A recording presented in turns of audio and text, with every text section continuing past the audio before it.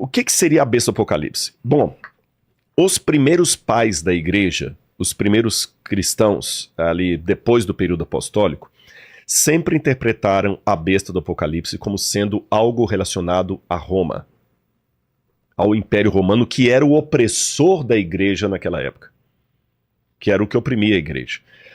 Por exemplo, vou lembrar aqui, o Irineu de Lyon. Irineu de Lyon, que foi discípulo de Policarpo, que foi discípulo de João, então ele estava bem perto ali da fonte apostólica. O Irineu de Lyon falava o seguinte, olha, o número 666, que alguns manuscritos até traduziam como 616, ele fala assim, o nome que dá isso aqui é Lateinos, em grego.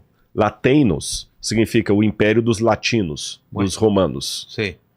Então era alguma coisa ligada a Roma. Eles sabiam que tinha alguma coisa ligada com Roma. Roma era codinominada, né? De Babilônia. O mal vem do norte, que a Babilônia veio do norte. Mais do que a Assíria, mais do que os persas, mais do que Antíoco Epifânio, grego, todos foram opositores do povo de Deus. Sim. Os persas teve gente que opôs, o Antíoco Epifânio, mas assim, aquele que na época do Novo Testamento, todo mundo era a Babilônia. Você tem vários textos judaicos falando da Babilônia, mas é codificando Roma. Aí, depois desse período da patrística, você vê que a igreja entendeu também, através de Tomás de Aquino, que Roma poderia ser uma forma de trazer o anticristo para a igreja. Isso está na Suma Teológica de Tomás de Aquino. Quando você vai para a Reforma Protestante, de maneira unânime, Lutero, Calvínio, Zwinglio, todos entendiam que o anticristo era o papado. Ah, é? E de maneira assim, bem politicamente incorreta. Você entendeu? O papado e acabou. É lógico, a explicação que muitos teólogos católicos dão hoje é o seguinte, é porque os primeiros protestantes ali, a partir de 1517 com Lutero, como eles eram oprimidos pela igreja, eles tinham que dar um nome para o inimigo. Claro. Então, psicologicamente, detonavam com a igreja, né? Mas hoje a gente não está mais assim tudo. Hoje, então, o que acontece? Muitos teólogos, já para numa ideia mais de estabelecer a paz, não falam mais que o papado seria o anticristo. E você tem alguns autores, como, por exemplo, no século XVI, você tem o Francisco Rivera, que foi um padre católico dominicano, o Francisco Rivera, e tem o Luiz Salazar, os dois são da mesma época. Para tirar esse foco protestante de que o papado seria o anticristo, criaram o método preterista. O anticristo é Nero. Sim. Agora eu estou falando que a Rússia é com a China, né? Outros grupos minoritários, como as Testemunhas de Jeová, por exemplo, vão dizer que era a ONU. Outros grupos vão dizer que era um grande computador. Outros vão dizer que era um apóstata, que era um ateu. A internet. A internet. Como é que eu entendo isso? Eu tenho um trecho aqui interessante do próprio catecismo da Igreja Católica, e eu gosto dessa interpretação aqui do catecismo. Bom, que eu tenho as citações aqui de John Wesley, a Confissão Presbiteriana e Anglicana, de Westminster, a Confissão Luterana, todos falando que é o papado. A resposta católica também é importante ser dada. Os católicos dizem, o anticristo não pode ser o Papa, porque na carta de João é dito que o anticristo nega que Jesus veio em carne. Entendi. Nega que ele veio em carne. E o Papa não nega que ele veio em carne, ele não é gnóstico. Entendi. Né? Mas olha o que diz aqui o Catecismo da Igreja. O Catecismo tem lá os vários pontos, 537, 534, os parágrafos, mas para quem quiser olhar no Catecismo é só colocar julgamento final da Igreja. Interessante o título, julgamento final da Igreja. E o Catecismo diz assim, antes da segunda vinda de Cristo, aqui é a posição católica, tá, gente? Não vai valer por protestante. Sim. Antes da segunda vinda de Cristo, a igreja deve passar por um julgamento final que abalará a fé de muitos crentes. Eu concordo com isso. A perseguição que acompanha a sua peregrinação na terra revelará o mistério da iniquidade, que é uma maneira de falar do anticristo, na forma de um engano religioso, oferecendo aos homens uma solução aparente para os seus problemas ao preço da apostasia da verdade.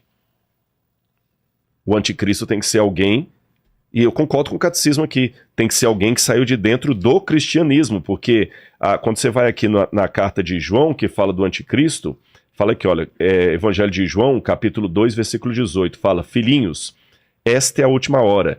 E como vocês ouviram que o anticristo vem, também agora muitos anticristos têm surgido, por isso sabemos que é a última hora. Eles saíram do nosso meio. Ah, Então tem 3 elementos aqui que eu tenho que levar em consideração.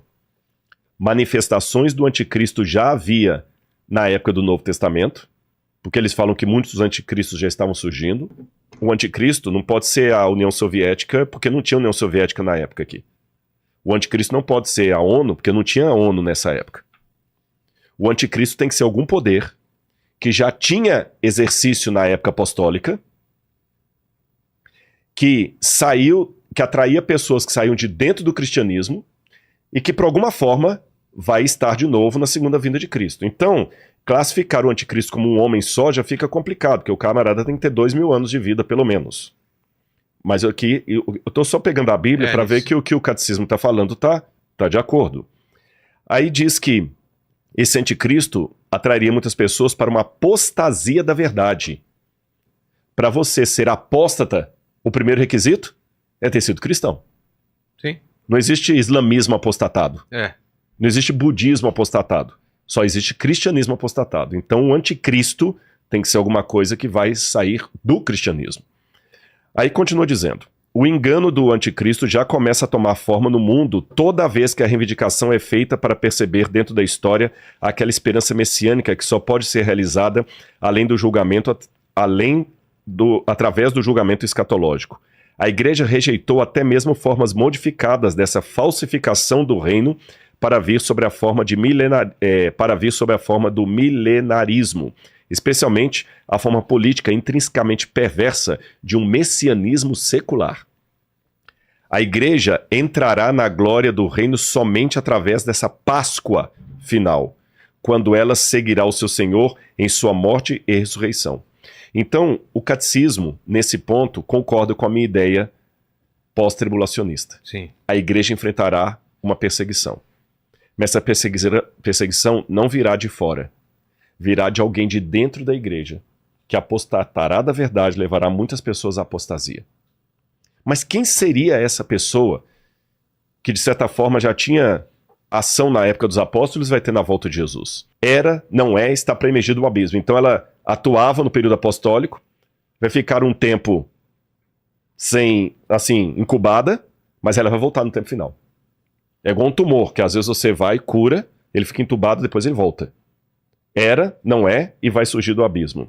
E caminha para a destruição. E aqueles que habitam sobre a terra, cujos nomes não foram escritos no livro da vida desde a fundação do mundo, se admirarão, vendo a besta que não era, mas tornará a aparecer.